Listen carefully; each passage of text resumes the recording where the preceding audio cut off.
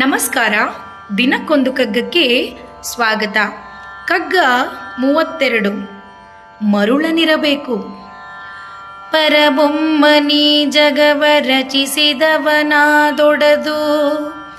ಬರಿಯಾಟವೋ ಕನಸೋ ನಿದ್ದೆ ಕಲವರವೋ, ಮರುಳನವನಲ್ಲದೊಡೆ ನಿಯಮ ಒಂದಿರಬೇಕು, ಗುರಿಗೊತ್ತದೀನಿಹೊದೋ ಮಂಕುತಿಮ್ಮ.